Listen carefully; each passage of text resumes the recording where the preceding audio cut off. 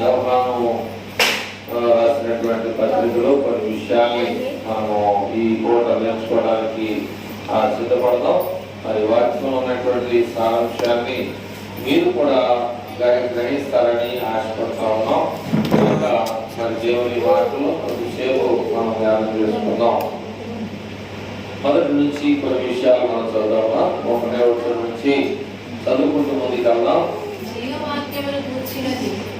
జీవవాక్యమును గూర్చినవి ఆది నుండి ఏది ఉండెనో మేమేది వింటిమో కన్నులారా ఏదైతే చూశామో ఏది నిదానించి కనుగొంటుమో మా చేతులు దేనిని తాకి చూచెనో అది మీకు తెలియజేస్తూ ఉన్నాం. ఆ జీవం అనేది ప్రత్యక్షమైనను తండ్రి యొద్ద నుండి మాకు ప్రత్యక్షమైన ఆ నిత్య జీవమును మేము చూసి ఆ జీవమును గూర్చి సాక్ష్యమిచ్చుచు దానిని మీకు తెలియపరచుచున్నాము. దానిని మీకు తెలియజేస్తూ ఉన్నాం అనేటువంటి విషయాన్ని తెలియజేస్తా ఉన్నాడు. ఇక్కడ కొన్ని విషయాల్ని మనం తెలుసుకుందాం, జాగ్రత్తగా ఆలోచన చేయాలి. ఏమిటి అంటే 2వ వచనంలో కిందనైనా ఉందంటే ఆ జీవము ప్రత్యక్షమాయను. తండ్రి యొద్ద నుండి మాకు ప్రత్యక్షమైన ఆ నిత్య జీవమును మేము చూసి ఆ జీవమును గురించి సాక్ష్యమిచ్చుచు దానిని మీకు ఏం చేస్తున్నాం, తెలియజేస్తూ ఉన్నాం. అయితే ప్రియమైన వాళ్ళగా ఇక్కడ చాలా జాగ్రత్తగా మీకు ప్రశ్నలు ఉన్నాయి. ఏమిటి ఆ ప్రశ్న అంటే చాలా జాగ్రత్తగా ఉన్నాం. ఆ జీవము ప్రత్యక్షమైంది. ఏంటి ఆ జీవం? ఆ జీవం అనేది ఏమైంది? ప్రత్యక్షం అంటే ఏంటి? ప్రత్యక్షం అంటే ఏంటి? మన ముందుకు రావటం అంటే ఏంటిది? ఏంటి ప్రత్యక్షమైంది? ఏంటిది? అదేనా ప్రత్యక్షమైంది అంటే ఏంటి? అదే ఏంటిది? అది కనపడదు. గాల, దుమ్మ, గుళ్ళ, మనిషి, చుట్ట, సేవ ఏంటిది? ప్రత్యక్షమైంది ఏంటిది?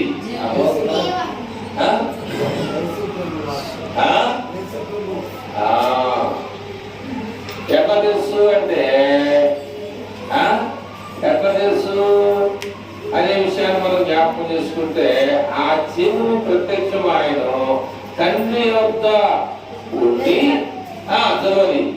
తండ్రి యొద్ద ఉండి మాకు ప్రత్యక్షమైన ఆ నిత్య జీవమును అది వాళ్ళు ఏం చేశారంటే పరలోకంలో నుండి తండ్రి అయిన దేవుడు కన్యక గర్భవతి కుమారుని కంటది. ఆ కుమారునికి యేసు పేరు పెడతారు అని చెప్పిన తర్వాత ఆయన ఎంతో వచ్చిన తర్వాత బాప్తిసం పొంది పొందాడు లేదా? ఎందుకు పొందాడు? బాప్తిసం ఎందుకు పొందాలి? పాపం చేశాడా? శాపం చేశాడా? ఎవరైనా తిట్టారా? మీరేమో తిట్టారా? తిరిగే తిట్టడం బాగలేదు. కానీ ఆయనైతే ఎవరిని తిట్టలా, ఆయనైతే ఎవరిని కొట్టలా, ఆయనైతే ఎవరిని దూషించలా. అయితే ఏంటంటే ఆయన బాప్తిసం తీసుకొని ఒడ్డుకొచ్చిన తర్వాత ఈయన నా ప్రియ కుమారుడు అనే మాట శబ్దం వస్తుంది అక్కడ. అయితే ఇక్కడ ఏమన్నాయంటే ఆ జీవము ప్రత్యక్షమాయను. ఎక్కడి నుంచి? తండ్రి దగ్గర నుంచి వచ్చింది. ఆ తండ్రి దగ్గర వచ్చినటువంటి జీవాన్ని మేము చూసాం. ఆ చూసిన దాన్ని విన్నాం, విన్నా దాన్ని గ్రహించాం, గ్రహించిన దాన్ని మీకు కూడా తెలియజేస్తున్నాం. అది కావాలి మనకి. అర్థమవుతుందా మీకు? ఏమన్నా మేము పరలోకం నుండి ఏదైతే వచ్చిందో, పరలోకం నుండి ఏదైతే మేము చూసామో, పరలోకం నుండి వచ్చినటువంటిది దాన్ని మేము గ్రహించాం, చూసి ఏం చేస్తున్నామంటే తిరిగి ఏం చేస్తున్నాం?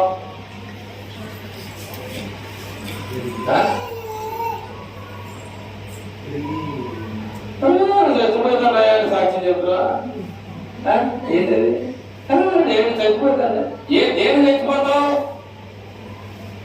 ఆయన సాక్ష్యం ఇస్తారన్నారు నేను యేసు ప్రభువుని చూసా ఆయన యొక్క గుణ లక్షణాలు చూసా ఆయన ఏం చేశాడో చూసా ఎంతమందికి మేలు చేశాడో ఎంతమందికి కీడు చేశాడో మేము చూసాం నీ సాక్ష్యం ఏమైంది అర్థమవుతుందని చెప్పేది తెలుగులో చెప్తున్నా ఏమా నేను చెప్పేది అర్థంతో తెలుగులో చెప్తున్నాను మీరేం చెప్తున్నారు కావాలని తిట్టిందని చెప్తావా పద్దాకా నన్ను చూస్తే ఉమ్ముతుందని చెప్తావా పద్దాకా నీ వాళ్ళని చూస్తామని చెప్తా ఉంటావా పద్దాలు చూసిన వాళ్ళు పెట్టిన పెట్టదని చూస్తావా వేసిన వాళ్ళకి అర్థం కూడా చెప్తా ఉంటావు ఏంటి నీ సాక్ష్యం ఏంటి అని చెప్పాలి ఎంతలో మొత్తం వెళ్ళిపోతాం 5 రోజులు గడుస్తా ఉన్నాయి అక్టోబర్ రానే వచ్చింది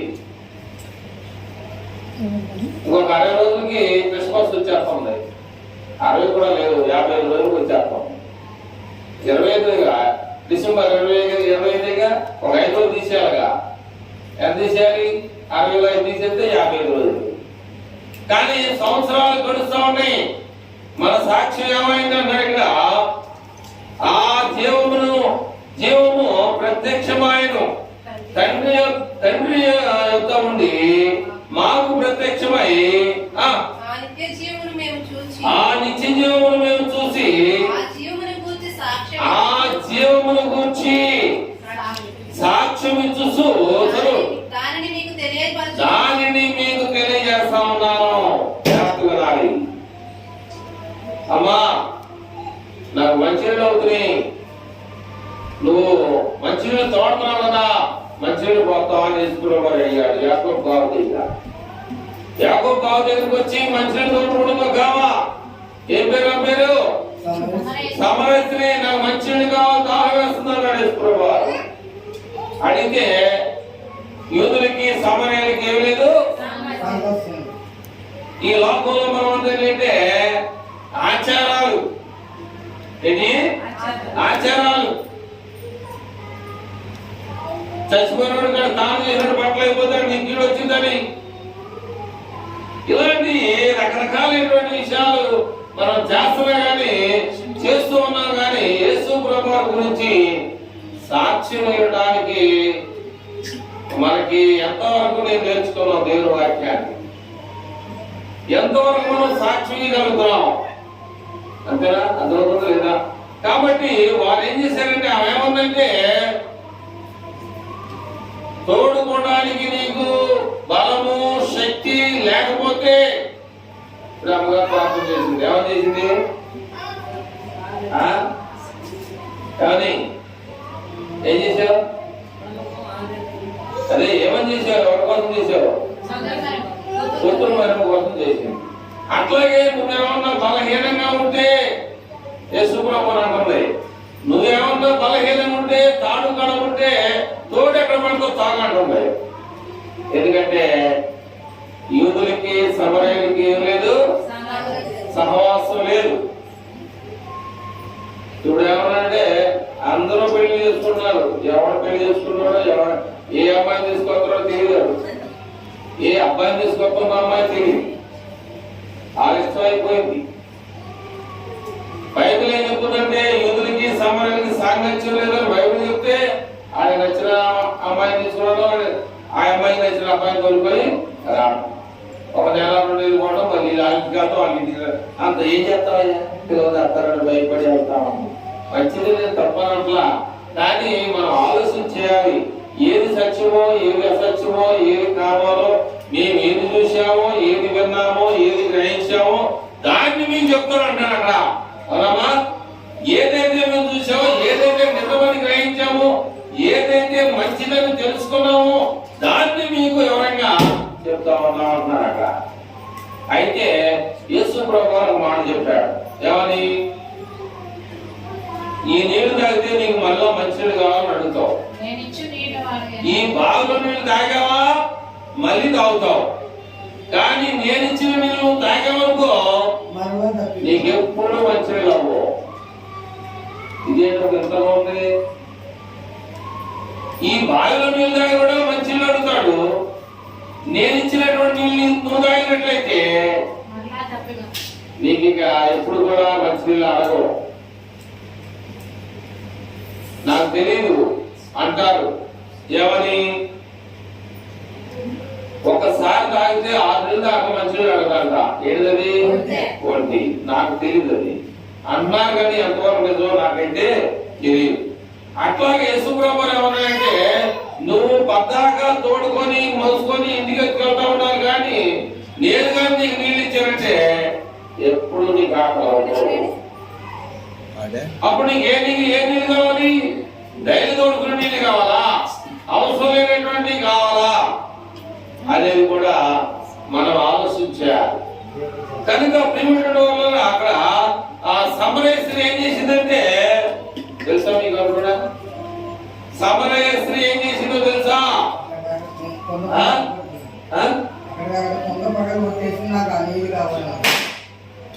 ఏం చేసిందంటే కొండపాలు కొడితే నీళ్ళు కలపని కానీ ఆయన్ని అలుగు తీసుకెళ్ళింది అన్నమాట.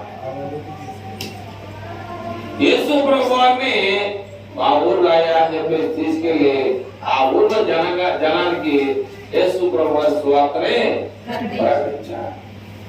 ఆయన మేలు చేశాడు కానీ కీడు ఎవరికి చేయలా. చేస్తాడు, కీడు కూడా చేస్తాడు. ఎందుకు చేస్తాడో మీకే తెలుసు. ఇస్కరియోతు ఏమనుకున్నాడంటే ముద్దు పెడితే దెబ్బతాలుగా అనుకున్నాడు. ఏంటి? ముద్దు పెడితే దెబ్బతాలుగా అనుకున్నాడు. అందుకని మీకు చాలాసార్లు చెప్తున్నా, ఏమని? ఆజ్ఞ అతిక్రమే తీయబాకంటే తీయకూడదు, ముట్టుకోబాకంటే ముట్టుకోకూడదు, దాని జోలు తీయబాకంటే తీయకూడదు. అంతేగా దేవుడు పద్ధతి ఏంటంటే దాని జోలికి వెళ్ళబాక, దాని జోలు తీయబాక అంటే ఏం చేయాలి? ఆ ప్రాంతానికి వెళ్ళకూడదు. మీకు ముందు చెప్పాను, పాత నిబంధన కాలంలో పరిశుద్ధ స్థలము, అతి పరిశుద్ధ స్థలము, వరండా అనేటువంటిది ఉన్నది. కానీ పరిశుద్ధ స్థలము, అతి పరిశుద్ధ స్థలంలోనికి సంవత్సరానికి ఒకసారి యాజకుడు వెళ్తా ఉంటాడు. అర్థమైందా? యాజకుడు అతి పరిశుద్ధ స్థలంలోనికి యాజకుడు వెళ్తాడు.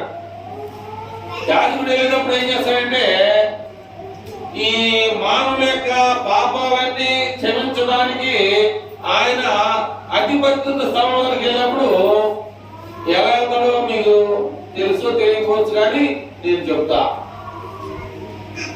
చాలా మంది ఆశ్చర్యపడదంటే కళాఖండి కూడా ఆయన మాట్లాడితే ఆయన వాక్యం కూడా అంతే అనమాట. అవునంటే అవును, కాదంటే కాదన్నట్టుగా ఆయన మాట్లాడుతుంది అనమాట. అయితే నువ్వు ఎలా ఆరాధిస్తున్నావు దేవుడిని నువ్వు ఆలోచన చేసుకో. అయితే ముందుకు వెళ్దాం. 2వ వచనం అయిందా? 3వ వచనం చూద్దాం. మాతో కూడా మీకును సహవాసము కలుగునట్లు మేము చూచిన దానిని కొంతమంది ఏం చెప్తారంటే అబద్ధాలు చెప్తా ఉంటారు. లేని దాన్ని ఉన్నదాన్ని చేస్తూ ఉన్నదాన్ని లేని దాన్ని చేసేదాన్ని ఏమంటారంటే ఏమంటారు తెలుసా? మీకేమన్నా తెలుసా? తెలుసు కానీ చెప్పడం కలిపి చెబుతారు అన్నమాట. కలిపి చెబుతున్నారు అన్నమాట. బైబిల్ ఏమంటుందంటే కలపడం, కలపకూడదు, తీసివేయకూడదు. కలిపినా తీసివేసిన ఎవరికి? పరిశుద్ధ పట్టణంలోను జీవవృక్షంలోను వాడి చేయలేదు, వారు పంపు లేదంట. కానీ ఇక్కడ ఏమంటాయంటే 3వ వచనంలో మాతో కూడా మీకును ఏంటన్నా జాగ్రత్తగా నా పిల్లల్ని కంట్రోల్ పెట్టాలి. అర్థమైందా? వాకింగ్ కాడికి వచ్చేవారికి చాలా ఇబ్బందులు ఉంటుంది. మాతో కూడా మీకును సహవాసము కలుగునట్లు మేము చూసిన దానిని వినిన దానిని మీకును తెలియజేస్తున్నాం. మన సహవాసమైతే తండ్రితో కూడాను ఆయన కుమారుడైన యేసుక్రీస్తుతో కూడాను ఉన్నది. మన సంతోషము పరిపూర్ణమవుటకై మేము ఈ సంగతులను మీకు తెలియజేస్తా ఉన్నాం. చెప్తానండి. కొంచెం ఆమె ఫోన్ చేశారు కానీ కొద్దిగా మీటి పక్కన ఉన్నాడు, కొద్ది పిల్లవని చెప్పేసి ఫోన్ నెంబర్ తీసుకొని యువతల దగ్గర ఫోన్ నెంబర్ ఉందనుకో ఒక దగ్గర, అవతల ఇల్లు పక్కన మన సహవాసం అయితే తండ్రితో కూడాను ఆయన కుమారుడైన యేసు క్రీస్తుతో కూడాను ఉన్నది. మన సంతోషము పరిపూర్ణమౌటకై మీకు ఈ విషయాలు రాస్తా ఉన్నాను. సంతోషంగా ఉండాలి. అన్నం వండుకోకపోయినా పర్వాలేదు, లెక్కటం, ఇల్లు ఊడ్చుకోవడం, కుండలు తోడుకోవడం, నీళ్లు పట్టుకొని కుండల నిండా నీ చేతలైతే దేవుడికి ప్రార్థన చేయి. ఆకాశవాసిని ఊపాడు, ఆకాశంలో నక్షత్రాలను కురిపిస్తానన్నాడు. అబ్రాహాముని కురిపించాడు. ఇసుక నీళ్ళను కురిపిస్తానన్నాడు. ఇసుక ఎంతుందో అట్ట నీ సంతానాన్ని స్థిరపజేస్తానన్నాడు. నువ్వేం చేయాలని నీకేమీ లేకపోయినా పర్వాలా, నీ యొక్క సంతోషం దేవుడు పరిపూర్ణతగా ఉండాలి. నీ ఆనందం దేవుడు చూడాలి. నీకున్న దుఃఖం, నీకున్న ఇంట్లో భీము లేని పరిస్థితి, ఇంట్లో డబ్బు లేని పరిస్థితి, నీ అనారోగ్య పరిస్థితి, నీకున్నటువంటి స్థితి గతి అంతా కూడా ఎవరు చూడాలి? మనుషులు చూస్తే పడవడం. ఒకవేళ మనుషులు చేయొచ్చు, ఎంతవరకే? కొంతవరకే చేస్తారు. కానీ ఆయన ఏమన్నాడు వేసుకున్నారంటే, ఈ బావిలో నీళ్ళు మళ్ళా నీళ్ళు కావాలంటాడు. నేను ఇస్తే నీళ్లు నువ్వు గెర్మడికి కూడా అవసరం ఉండదు, నీళ్ళు తాగవన్నా. అట్లా ఇక్కడ మన యొక్క సహవాసం మనుషులతో ఉండొద్దు. నేను అట్లా ఎంతవరకు? అంతవరకే. సహోదరులు ఐక్యత కలిగి ఉండాలి, మంచిదే. ఎంతవరకు ఉండాలంటే మితి మీరేటటువంటి పరిస్థితి లోనికి రాకూడదు. ఏ పరిస్థితి? మితి మీరే పరిస్థితిలో తెచ్చుకోకూడదు. తెచ్చుకుంటే ఏమంటే ఆ తర్వాత డిస్కనెక్ట్ అయ్యే పరిస్థితి. ఒకవేళ ఏదో వివాదంతో మనం డిస్కనెక్ట్ అవుతాం, ఏదో మాట కలవక. ఒకవేళ ఫోన్ మనం చూసుకున్నాం అనుకో, ఒకవేళ టీవీనే మనం ఉద్యోగం తీసుకున్నాం అనుకో, ఆ వేసిన టైం వరకు నువ్వు ఎన్ని నెంబర్లోకి కానీ టైం అయిపోతే టీవీ రాదు. నువ్వు వేసిన టైం వరకు ఫోన్లో బ్యాలెన్స్ ఆగిపోతాయి, టైం అయిపోతాయి. నా ఫోన్లో బ్యాలెన్స్ ఈ ఆట వరకే ఉంటాయి. ఈ రాత్రి 12 గంటల లోపు వరకు వస్తా ఉన్నది. 12 గంటల 1 నిమిషానికి నువ్వు ఫోన్ చేసినా వెళ్ళదు. అట్లాగా మన యొక్క సహవాసం ఎలా ఉండాలి అంటే దేవుడిలో పరిపూర్ణత కలిగినటువంటి విధానంలో ఉండాలి. అప్పుడు అక్కడ కట్ అవుతాం అన్నమాట. ఫోన్ కట్ అవ్వచ్చు, మళ్ళీ వేసుకుంటేసుకుంటా, లేకపోతే టీవీ కట్టవచ్చు, మళ్ళీ వేసుకుంటేసుకుంటాం, తర్వాత డబ్బులు ఉన్నట్టు వేసుకుంటాం. కానీ మనకు వచ్చేటువంటి దేవుని యొక్క ఏంటది ఆశీర్వాదాన్ని ఏం చేసుకోకూడదు, వేసుకోకూడదు, కత్తిరించుకోకూడదు. ఆయన సహవాసంలో మనం ఉండాలి. ఆయన యొక్క అడుగు జాడల్లో మనం ఉండాలి. ఆయన ఇచ్చేటువంటి ఆశీర్వాదాన్ని మనం ఏం కలిగి ఉండాలంటే సంపాదించుకోవాలి. కనుక ఆయనకు ఆశీర్వాదాలు కావాలంటే ఆయన కొన్ని నియమ నిబంధనలు పెట్టారు. అవి మనం ఏం చేయాలంటే పాటించాలి, అనుసరించాలి. ముందుకెళ్దాం. అక్కడ ఏమంటాయంటే, మేము ఆయన వలన విని మీకు చెప్పే దేవుని వాక్యం ఏంటయ్యా అనగా, దేవుడు ఏమన్నాడంటే వెలుగై ఉన్నాడు. ఆయనలో ఏ మాత్రం చీకటి అనేది లేదు. ఆయనతో కూడా సహవాసము గలవారమని చెప్పుకొని చీకటిలో నడిచిన ఎడల మనం అబద్ధమాడుచు సత్యాన్ని జరిగింపకుందుము. అయితే ఆయనంటే దేవుడు వెలుగులో ఉన్న ప్రకారము మనం కూడా వెలుగులో నడిచినట్లయితే మనం ఏమవుతామండి? అన్యోన్య సహవాసము గలవారమై ఉంటాము. అప్పుడు ఆయన కుమారుడైన యేసు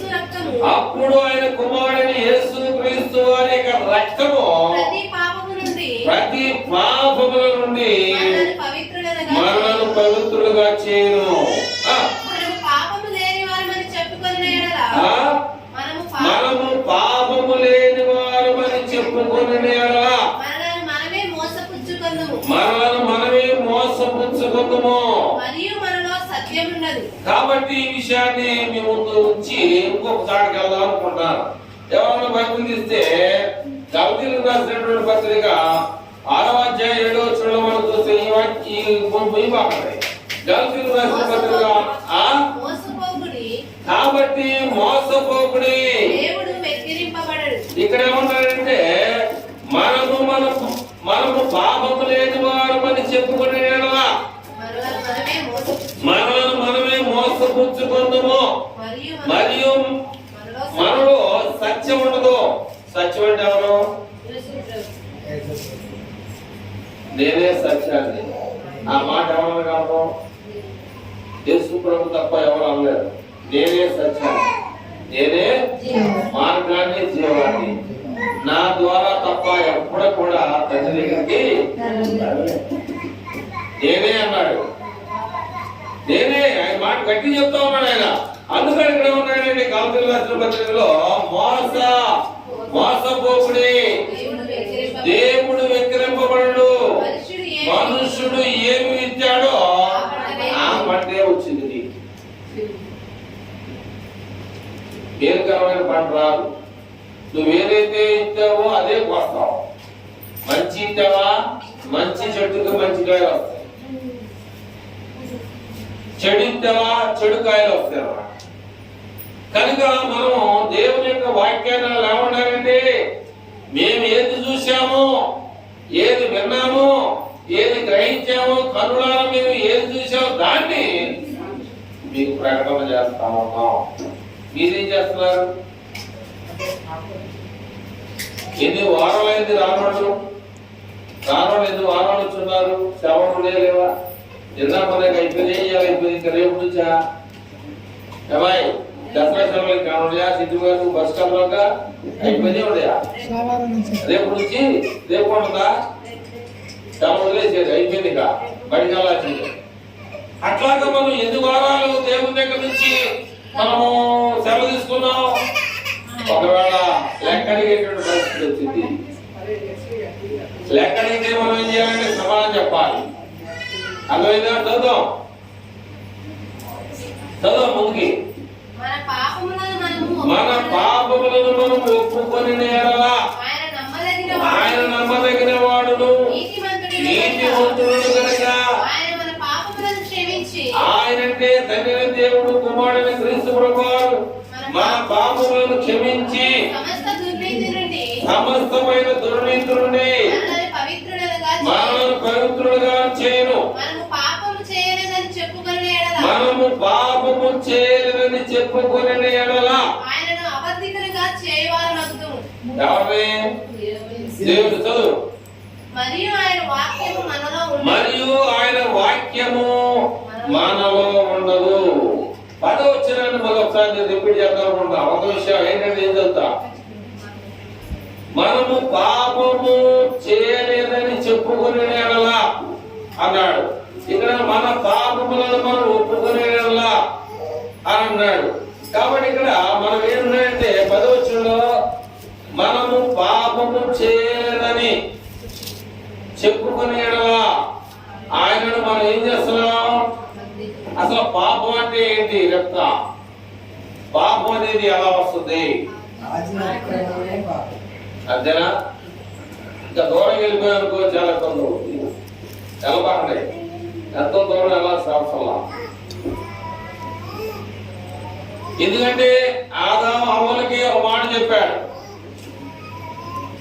ఇప్పుడు చిన్నపిల్లడు ఒక్కడే మాట చెప్పేసి ఇంకో చిన్నపిల్లడు నుంచి వచ్చానుకో ఏమైంది? వాళ్ళిద్దరు అనుకుంటున్నా కొట్టుకోవడం ఏదో జరుగుతుంది. వాళ్ళు చేసినటువంటి ఆదాము అవ్వలు చేసినటువంటి పాపము ఎక్కడికి వెళ్ళింది? చెప్తా, యాడికి వెళ్ళింది? ఒక్కరు చెప్పు. చెప్పదు చెప్తారు. టైం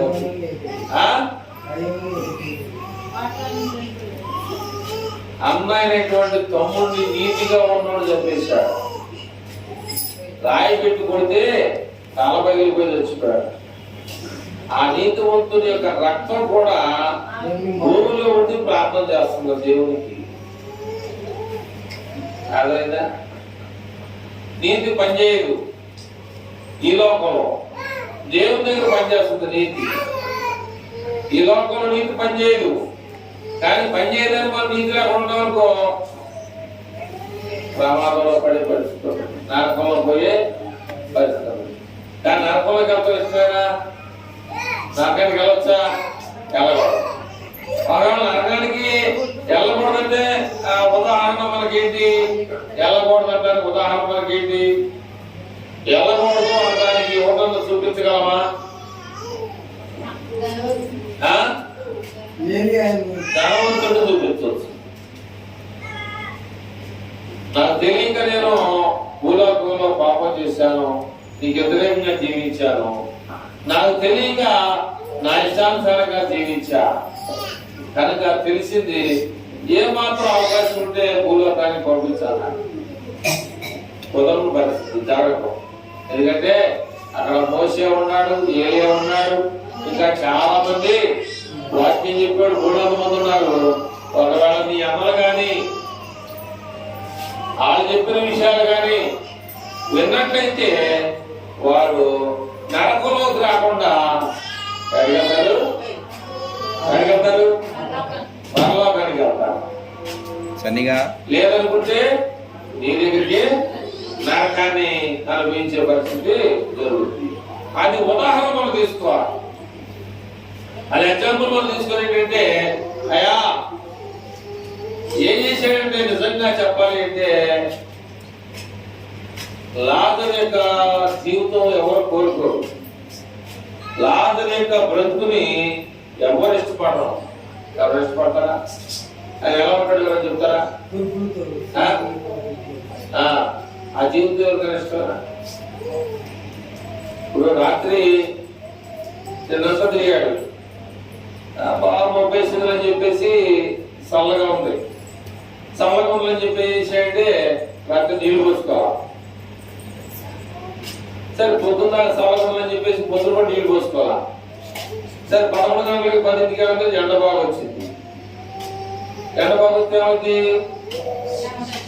చెమట వచ్చింది. నిన్న పగలంతా తిరిగిన చెమట, రాత్రి అంతా కాని చెమట, మరలా ఇవాళ మధ్యాహ్నం పెట్టినటువంటి చెమట. అలాంటి మీ పక్కన కూర్చోబెట్టుకున్నారా? ఎందుకని ఏమైంది?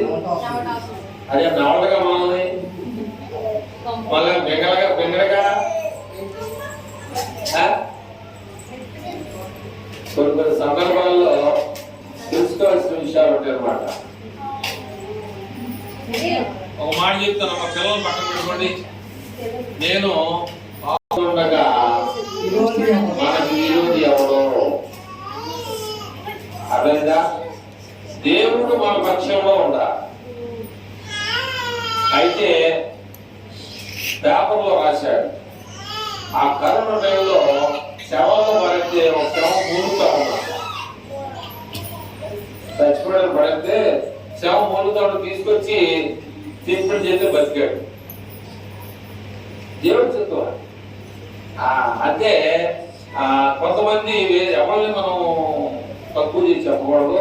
ఆ కరోనా టైంలో చచ్చిపోతే వదిలిపెట్టేసుకున్నాడు కాదు, చచ్చిపోతే డబ్బులు కాసిపడి తాగుబోతులు ఏం చేశారంటే మన ఎర్రచూరులో కూడా తీసుకొచ్చి తెలియగా కూడా తీసుకొచ్చి పాట పెట్టినటువంటి దాఖలాలు ఉన్నాయి.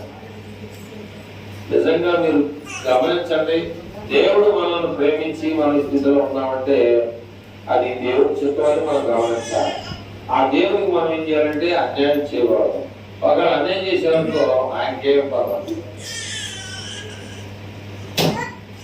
రాయికి సిక్కలుగా ఉంటుందా? ఉండదు. దేవుడికి ఏం ఇబ్బంది లేదు. ఈ ధనవంతులే అక్కడికి వెళ్ళి నరకలకు, అయ్యా భూలోకంలో నాకు 5 మంది స్వర్గాలు ఉన్నారు తండ్రి, ఒకవేళ పంపిస్తే వాళ్ళని ఈ ప్రమాదం తప్పిస్తారు. అవకాశం లేదు, అవకాశం లేదు. మధ్యలో ఏముంది? అగాధం ఉంది. ఆ అగాధంలో పడే పరిస్థితి ఉండదు కనుక రావడానికి అవకాశం నీ కర్మంతే. దేవుడు మాత్రం నేను చెప్పా ఏమని, ఈ చెట్టు కాయలు ముట్టుకుంటే చచ్చిపోతా ఉన్నాడు కదా, సైతం ఏం చేసింది, ముట్టుకో చూద్దాం అంది. సైతం ఏం చేసింది, ముట్టుకోమంది. ముట్టుకున్నాడు, కళ్ళు తెరవకండి. ఆ పాపం ఏమంటే కొడుకుల మీదకి, ఆ పాపం ఏమంటే బిడ్డల మీదకి శాపంగా వచ్చింది. అలాంటి పరిస్థితి మనకు రాకోకుండా చూసుకోవడానికి మనం ఏం చేద్దాం, మనం విన్న వాక్యాన్ని దేవుణ్ణి ధ్యానించుకుంటూ ఇక్కడ ఏమన్నారు, మేము ఏదైతే చూసామో ఏదైతే విన్నామో దాని గురించి మీకు సాక్షి చెప్తాము. వెళ్ళిపోద్దని చెప్పి రామారావు. కాబట్టి ప్రేమటువంటి వల్ల మరి దేవుని యొక్క వాక్యాన్ని వినేటువంటి మనమందరం కూడా చివరిగా ఒక మాట మనం చూసి దేవుని ఒక మాటలు ముగించాలని ఆశ కలిగి ఉన్నాం. రెండవ విషయంలో ఇది అధ్యాయం 2వ వచనంలో ఆ జీవము ఇది ఫస్ట్ వచనంలో ఏమంటే జీవవాక్యం గురించినది ఆది నుండి ఏది ఉండేనో మేము ఏది వింటిమో కన్నులారా ఏది చూసిద్దామో ఏది నిరానించి కనుగొంటమో మా చేతులు దేనిని తాకి చూచెనో అది మీకు తెలియజేస్తా ఉన్నా. నిజాన్ని చెప్పండి, అబద్ధాన్ని చెప్పామా ఇస్కరియోతు యోధాలాగా అయిపోతాం. దేవుడు ఎందుకని మమ్మల్ని ఇచ్చింది, మాస్టర్ దేనికి ఇచ్చాడు, వాళ్ళు 70,000 రూపాయలు జీతం వాడికి ఎందుకని ఉన్నాడు, దేనికైనా ఉంది, బాగుపెట్టుకుంటాడు అని చెప్పేసి ఆయన మీద కేసు పెడతారు కా మీ తల్లిదండ్రులు దేనికి పుట్టుంటాడు, చదువు రాకపోతే కొడతారు, లేదా కొట్టరు. అర్థమైందా, చదువు రాకపోతేనే కొడతారు, చదువు అయితే కొట్టరు. సుధాకర్ ఉన్నాడు అక్కడ నెంబర్ 1 వాళ్ళ మేనత్తలు కావాలి, చదువులో నెంబర్ 1 రాజీ పడదు, చేసాక వరకు చేతి మీద కొట్టింది, లేదా నీ ఒళ్ళంతా ఇంటికి సాఫ్ అయిపోవాలి. అట్లా కొట్టి ఆ దగ్గర నేను నేర్చుకున్నా చదువు. ఆ చదువు దేవుడు నాకు ఎందుకన్నా ముందుగానే ఆమె ఏర్పాటు చేసిన ప్రైవేట్ చేయించి అక్కడ నుంచి మళ్ళా నేను స్కూల్కి వెళ్ళి స్కూల్లో సిఎస్ఐ స్కూల్లో 5వ తరగతి చదివి అక్కడ నుంచి మళ్ళీ నేను విజయవాడ వెళ్ళిపోవడం జరిగింది. విజయవాడ వెళ్ళిపోయి మన చదువు మీద నేను చేస్తాను, మంచి చదువులో నెంబర్ 1 అన్నమాట. అలాగా ఈనాడు చదువు లేకపోతే మనం ఎందుకు పనికిరాయడం. కాబట్టి మనం ఏదైతే విన్నామో ఏదైతే చూసామో దేవుడు మన కోసం ఏదైతే చేశాడో, ప్రాణం పెట్టాడో, రక్తం కార్చాడో ఆ దేవుడికి నువ్వు అన్యాయం చేస్తున్నావా, న్యాయం చేస్తున్నావా, నీ కుటుంబాన్ని బాగు చేసుకున్నావా, లేదా నీ కుటుంబాన్ని నువ్వే నష్టపెట్టుకున్నావా, నువ్వే ఆలోచించేవని చెప్పేసి మన దేవుడు చెప్పే విషయాలు మీకు కూడా తెలియజేస్తా ఉన్నాం. నేను కూడా మీకు లాంటి నేనేమి గొప్పనేం కాదు, నేనేమి నీతిమంతుడు కాదు, నాకు అంతా తెలుసు మీకు తెలియదని నేను చెప్పలా. కాబట్టి ఒక మాస్టర్ అంటే ఏంటంటే ఆ యొక్క దాని సబ్జెక్ట్, ఆ సబ్జెక్ట్ వరకు ఆయన బాగా తెలుసు. అలాగే ఇందులో దీనికి సంబంధించినటువంటి సబ్జెక్ట్ మేము చదివాం కనుక తల్లిదండ్రులను గ్రామాన్ని పెట్టేసి బైబిల్ కాలేజీలో నేర్చుకున్నాం కనుక ఆ బైబిల్ కాలేజీలో నేర్చుకున్న దానికన్నా ఎక్కువగా నెల శాఖలు కొట్టడానికి వెళ్ళి ఏం చెప్తున్నారు ఏంటని చెప్పేసి మాకు చెప్తున్నారు కనుక దాన్ని బట్టి మేము మీకు చెప్పగలం. అంతేగా నాకైతే ఏం తెలియదు, నాకు తెలుసు మీకు తెలియదని అనడానికి ఇక్కడ ఏంటి అవకాశం లేదు అని నేను పెద్దోళ్ళు కదా నా మాట వినాలనేటువంటిది తప్పది. మీకు చాలాసార్లు చెప్పి నేను చెప్పే విషయాలు ఏమన్నా పొరపాటు ఉంటే మీరు అడగచ్చు, అడిగితే ప్రశ్నలు వస్తాయి, అడిగితే సమాధానం వస్తుంది, అడిగితే జవాబు వచ్చింది, అడగకపోతే ఏమి రావు. అదేనా, అడిగితేనే మనం నువ్వు ఏ ఊరేగలో అడిగి బస్సు ఎక్కేవనుకో ఆ ఊరేగలం, అడగకుండా ఆ బస్సు కూడా ఎక్కేవనుకో నువ్వే పడే పరిస్థితి. కళ్ళు మూసుకొని ప్రార్థన చేసుకొని మరి కార్యక్రమం ముందుకు వెళ్దాం. కొంచెం కార్యక్రమం కనుక ముందుగానే ఈ కార్యక్రమాన్ని ముగింపులో జరుగుతుంది.